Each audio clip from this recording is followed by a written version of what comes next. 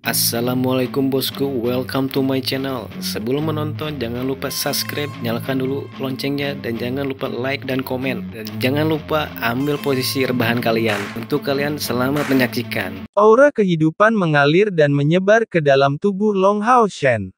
Dia benar-benar membuka seluruh tubuhnya dan merasakan kebahagiaan yang dibawa oleh integrasi kehidupan. Pada saat ini, dia tiba-tiba memiliki pandangan sekilas tentang pemahaman jauh di dalam hatinya, pemahaman tentang segel tahta dewa keabadian dan penciptaan. Tiga pria perkasa di wilayah keabadian memberitahunya bahwa nama tahta keabadian dan penciptaan yang telah ada sejak lama, dan itu diciptakan oleh dewa pencipta sendiri. Apakah keabadian itu? Apa itu penciptaan? Apa yang dibuat? Ketika dia mewarisi segel tahta keabadian dan penciptaan, jawabannya sepertinya telah lama diberikan. Apa yang dibuat? Bumi, alam, kehidupan, matahari, bulan dan bintang-bintang. Dan untuk apa semua ciptaan ini? Ini untuk kelanjutan hidup. Menciptakan kehidupan adalah tema abadi. Semua ciptaan lainnya adalah dasar bagi penciptaan kehidupan. Setiap orang mungkin memiliki pandangan yang berbeda tentang keabadian dan penciptaan, dan pada saat ini, Long Hao Shen memiliki pemahamannya sendiri. Detak jantung keabadiannya mulai melambat, dan vitalitas lembut mengalir dan mengalir ke dalam dirinya. Jika seseorang bisa melihat situasi di dalam tubuh Long Hao Shen saat ini, seseorang akan sangat terkejut tak terkira. Di dalam dada Long Hao Shen, jantungnya tumbuh. Jantung keabadian bukanlah jantung yang nyata, tetapi jantung spiritual yang dibentuk oleh Yilai Kesi, yang menggabungkan fisik mantan putra cahaya dan kekuatan cahaya yang disimpan sepanjang hidupnya. Kemudian melalui kultivasi sihir pengendali mayatnya sendiri dan pemahaman tentang tubuh manusia, dia membentuk jantung spiritual. Jantung keabadian ini memiliki semua kekuatan jantung manusia, dan bahkan setiap meridian dan pembuluh darah di dalamnya persis sama. Dan energinya bisa bertahan setidaknya selama lebih dari 1000 tahun. Selama kultivasi Long Hao Shen tetap ada, detak jantung keabadian ini tidak akan berhenti, dan itu akan membuat Long Hao Shen lebih kuat. Bagaimanapun, Yilai Kesi bukanlah dewa penciptaan, dan tidak mungkin baginya untuk menciptakan jantung yang sama dengan Long Hao Shen. Dan pada saat ini, pemandangan penciptaan ini ajaib. Darah di dada Long Hao Shen terbentuk bersama dengan darah yang disimulasikan oleh roh jantung keabadian di bawah aksi vitalitas yang kuat itu. Jantung sebenarnya telah tumbuh. Namun, Long Hao Shen tidak tahu apa-apa tentang itu. Dia tidak tahu bahwa apa yang dia alami adalah proses transformasi. Faktanya, apa yang Yilai Kesi tidak katakan padanya setelah dia menghidupkannya kembali adalah bahwa Long Hao Shen juga dapat dianggap sebagai makhluk zombie yang bermutasi. Mungkinkah manusia tanpa jantung disebut manusia? Hanya saja Long Hao Shen tidak tahu tentang ini, dan Yilai Kesi tidak menjelaskannya. Ditambah dengan elemen cahaya murninya, tidak ada yang meragukan. Harus dikatakan bahwa Yilai Kesi menciptakan jantung keabadian ini dengan keterampilan yang luar biasa, yang dapat dikatakan sebagai puncak mutlak dari sejarah necromancer atau pengendali mayat.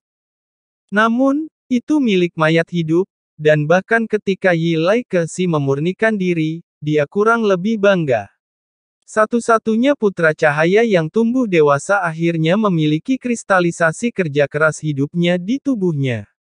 Namun, sekarang berbeda. Integrasi Ye Xiaolei sangat mempromosikan aura kehidupan Long Hao Shen sendiri, dan dengan cara ini, masalah bahwa dia tidak memiliki jantung yang nyata terungkap. Kekuatan hidup Ye Xiaolei di dalam tubuhnya secara alami menganggapnya sebagai injuri dan segera mulai memperbaiki dirinya sendiri. Perbaikan ini tidak mungkin berhasil, karena dalam proses perbaikan, jika tidak ada jantung keabadian maka Long Hao Shen pasti sudah mati.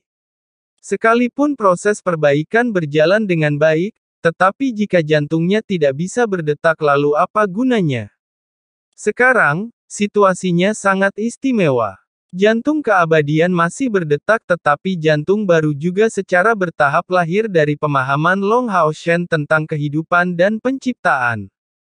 Cahaya redup berkelap-kelip saat senyum lembut muncul di wajah Long Hao Shen. Dia merasa tubuhnya menjadi sangat hangat, dan detak jantung keabadiannya sepertinya menjadi semakin kuat. Tetapi dia tidak tahu bahwa jantung keabadian secara bertahap bergabung dengan jantung yang baru. Setiap pembuluh darah menyerap kekuatan jantung keabadian. Penciptaan kehidupan itu ajaib, tetapi Ye Xiaolei bisa merasakan krisis. Dia, yang bergabung dengan Long Hao Shen sekarang, tidak dapat berkomunikasi dengan Long Hao Shen. Dia hanya bisa berusaha mempertahankan ciptaan ini. Raja Iston diam-diam menjaga di sampingnya karena dia sekarang adalah penjaga Long Hao Shen. Pada saat yang sama, dia juga bisa merasakan aura magis yang dipancarkan oleh Long Hao Shen. Vitalitasnya yang kuat memberinya rasa keintiman yang lebih kuat. Cahaya hijau berangsur-angsur menjadi lebih lemah dan semua terkonsentrasi pada ahbau sisi dada Long Hao Shen.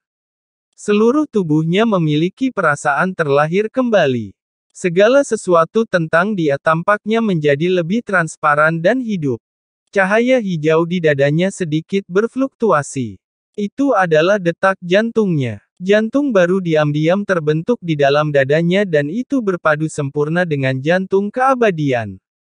Ini pasti jantung yang paling kuat dalam sejarah umat manusia. Ye Xiaolei tertidur lelap di dalam dada Long Hao Shen. Sebagai tungku kebijaksanaan, hampir semua kekuatan penggabungannya diberikan ke jantung ini. Secara bertahap terbangun dari pencerahan, Long Hao Shen tanpa sadar mengangkat tangan kanannya dan menekannya di dadanya. Dadanya hangat dan sangat nyaman. Detak jantung keabadian tampak lebih lemah dari sebelumnya, tetapi itu tidak mempengaruhi apapun. Pada saat yang sama, dia bisa merasakan kehadiran Ye Xiaolei di dalam dadanya, tetapi dia masih tidak tahu mengapa dia tertidur lelap. Mungkin, ini adalah efek penggabungan dengan tungku kebijaksanaan. Long Hao Shen jelas merasa bahwa integrasinya dengan Ye Xiaolei telah selesai. Namun, dia sebelumnya merasa bahwa kekuatan spiritual internal dan eksternal sedang dalam proses kenaikan. Namun, kali ini yang mengejutkannya, sepertinya tidak ada tanda-tanda perbaikan. Semuanya persis sama seperti sebelumnya. Namun, dia segera merasa lega.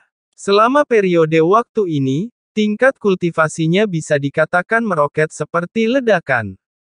Tidak baik tumbuh terlalu tinggi sekaligus. Untungnya, dengan kesadaran barusan, dia telah meningkat di domain, setidaknya dia tidak akan tertinggal terlalu banyak oleh perkembangannya yang cepat. Setelah dia menyapa Raja Iston, Long Hao Shen kembali. Sebagai penguasa alam keabadian, dia bisa masuk dan keluar dari wilayah keabadian sesuka hati. Dunia kegelapan dan api muncul di depannya lagi. Mungkin karena kekuatan pemurnian cair terlalu kuat, udara di sini jauh lebih bersih sekarang, tapi siapa yang tahu berapa lama itu akan bertahan. Semua orang, termasuk Hao Yue, sedang menunggu di bukit tempat Hao Yue berevolusi. Kembalinya Long Hao Shen segera membuat semua orang bersemangat. Long Hao Shen segera jatuh di depan ketakutannya. Yang pertama dia lihat adalah Hao Yue. Aura Hao Yue telah benar-benar tenang saat ini, dan aura kehancuran yang menakutkan sebelumnya tertutup, setidaknya tidak berwujud dari luar. Jika tidak mungkin bagi anggota kelompok pasukan pemburu iblis cahaya Sang Fajar untuk tetap berada di sampingnya. 8 kepala besar perlahan membungkuk dan tumpang tindih di depan Long Hao Shen, yang terlihat agak lucu. Namun, anggota kelompok pasukan pemburu iblis cahaya Sang Fajar, yang telah melihat betapa menakutkannya Hao Yue sebelumnya, tidak bisa tertawa. Mereka masih ingat dengan jelas bahwa ksatria penghakiman yang kuat dan ratu penyihir memiliki sedikit perlawanan di depannya dan benar-benar ditekan dalam sekejap. Jika bukan karena Long Hao Shen, kedua raja itu akan binasa di bawah serangan Hao Yue. Long Hao Shen mengangkat tangannya dan menyentuh dua kepala besar yang baru lahir. Dia melihat yang emas gelap dan berkata, kemampuanmu seharusnya logam. Kalau begitu aku akan memanggilmu Xiao Jin. Dan untukmu, matanya beralih ke kepala biru ungu besar dengan kilat bulat dan berkata, aku akan memanggilmu Xiao Lei. Deru, deru. Setelah mereka mendapatkan nama mereka dari Long Hao Shen, Xiao Jin dan Xiao Lei terlihat sangat bersemangat dan menggosok Long Hao Shen. Ada hubungan dekat yang tak terlukiskan di antara mereka. Ketika dia merasakan perasaan Hao Yue yang mendalam padanya, jejak kekhawatiran yang muncul di hati Long Hao Shen sebelumnya menghilang. Kemudian Cai bertanya, Hao Shen, apa yang terjadi dengan Ye Xiao Lei? Long Hao Shen mengerutkan kening dan berkata, aku khawatir kita harus menghadapi Kaisar Dewa Iblis sebelumnya. Dan dia mulai menceritakan kisah tentang apa yang dia lihat ketika dia pergi ke surga ilusi. Long Hao Shen tidak tahu krisis hidup dan mati Ye Xiaolei berasal dari Kaisar Dewa Iblis sebelum dia pergi ke sana. Tetapi saat ini, manusia masih jauh dari sepenuhnya siap. Dan Kaisar Dewa Iblis sudah melihatnya dengan matanya sendiri, dan dari tekad Kaisar Dewa Iblis untuk membunuhnya sebelumnya, Long Hao Shen yakin bahwa dia akan mencoba melakukan sesuatu lagi. Sekarang kelompok pemburu iblis Fajar Cahaya bukan lagi kelompok pemburu iblis No. 64 yang diperintahkan selama Perang Suci 5 tahun lalu. Sekarang mereka memiliki kekuatan untuk menjadi kekuatan utama dalam berhadapan dengan klan iblis. Ada perasaan yang kuat di hati setiap orang. Long Hao Shen sedikit mengangguk dan berkata, ini satu-satunya cara. Ketika kita kembali, kita harus membuat persiapan awal. Tepat setelah dia menyelesaikan kalimatnya, yang pertama menanggapi adalah Hao Yue. Dia melihat lapisan kabut ungu naik di sekujur tubuhnya. Sebelum Long Hao Shen terkejut, tubuhnya menyusut dengan kecepatan yang mencengangkan, dan dalam sekejap mata, dia menghilang. Hao Yue. Long Hao Shen memanggilnya dengan terkejut.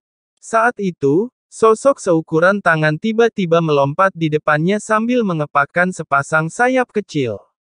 Long Hao Shen tiba-tiba merasa bahwa dia tidak bisa tertawa atau menangis, dan itu adalah Hao Yue. Itu hanya versi mini dari Hao Yue. Dia mengulurkan tangan kanannya untuk membiarkan Hao Yue jatuh di telapak tangannya, yang terus-menerus menggelengkan 8 kepalanya dengan penuh semangat. Dia jelas bangga dengan kemampuannya untuk menyusut, seperti anak kecil yang baru saja menerima mainan favoritnya. Long Hao Shen menyentuhnya dengan lembut dan berkata sambil tersenyum, ini bagus. Setidaknya akan jauh lebih nyaman bagimu untuk mengikutiku. Setelah menyelesaikan evolusi ini, kamu seharusnya tidak perlu sering kembali ke sini. Cahaya perak dari domain berkedip, sekali lagi, muncul di kaki semua anggota pemburu iblis Fajar Cahaya, dan cahaya ungu dan keemasan menerobos kehampaan dan menghilang. Setelah 1 jam, beberapa sosok perlahan muncul di kejauhan, mereka melihat sekeliling dan api jiwa mereka yang berdetak dipenuhi dengan banyak emosi yang kompleks. Long Xingyu segera sangat gembira dengan kembalinya pemburu iblis cahaya Sang Fajar. Dia tidak begitu khawatir kali ini. Long Hao Shen, yang telah diakui oleh segel tahta Dewa Keabadian dan Penciptaan tidak akan dikalahkan dengan mudah. Tepat ketika dia akan merencanakan pernikahan Long Hao Shen dan Cai dan beberapa pasangan lain dari pemburu iblis cahaya Sang Fajar dalam agenda, Long Hao Shen memberitahunya tentang Kaisar Dewa Iblis. Dan kemudian pernikahan harus ditunda lagi.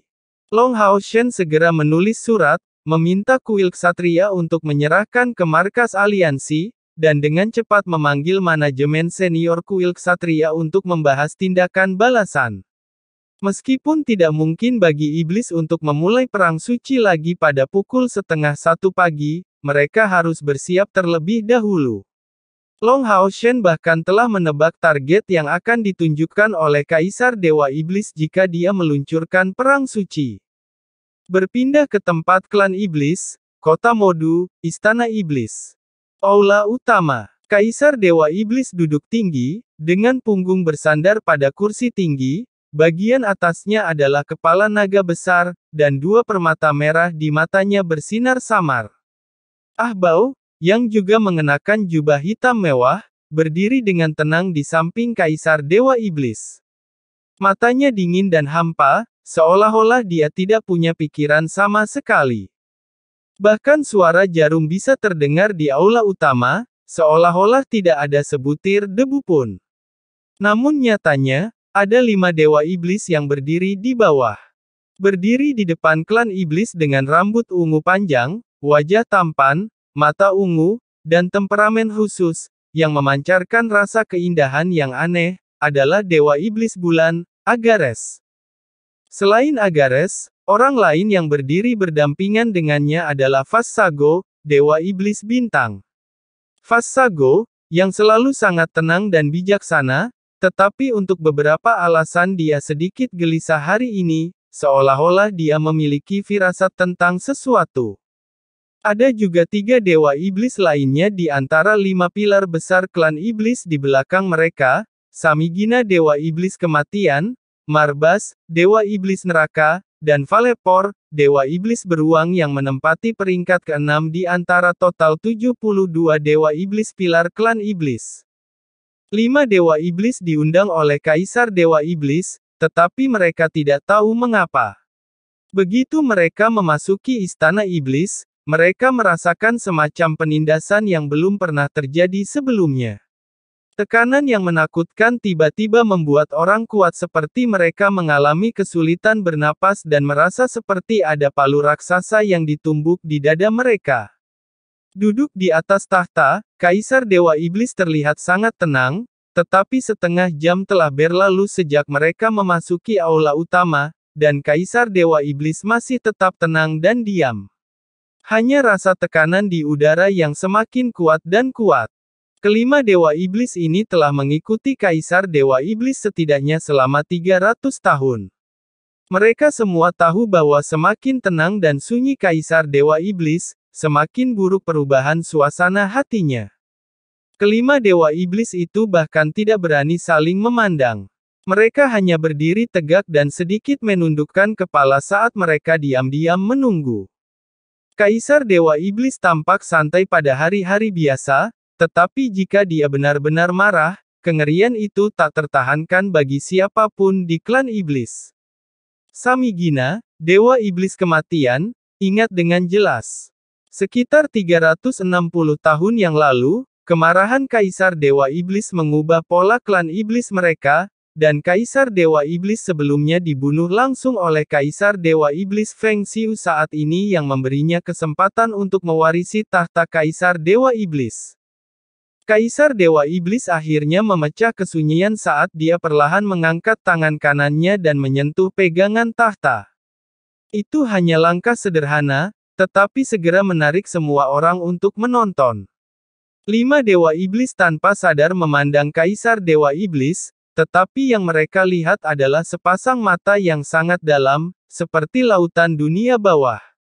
Kelima dewa iblis itu bergidik cerdik pada saat yang sama, dan ketakutan serta getaran mereka semakin kuat. Itu adalah perasaan yang sama sekali berbeda untuk Ahbau yang berdiri di samping Kaisar Dewa Iblis. Selama beberapa tahun terakhir, tingkat kultivasinya berkembang pesat, dengan pertumbuhan lompatan ke depan hampir setiap tahun. Bahkan dia merasa seolah-olah dia semakin dekat dan dekat dengan ayahnya. Namun, barusan selama keheningan Kaisar Dewa Iblis selama setengah jam, Ahbau tahu dia salah. Itu karena dia tiba-tiba merasakan celah antara dia dan ayahnya masih seperti langit dan bumi, seperti kunang-kunang dan cahaya bulan. Kaisar Dewa Iblis perlahan berdiri dari singgasana, meskipun tampaknya dia tidak berbeda dari orang biasa. Dia berdiri perlahan dengan kedua tangan di pegangan tahta. Namun, saat dia berdiri, kelima dewa iblis berikut berlutut hampir pada saat yang sama dan dengan hormat berkata, "Yang mulia."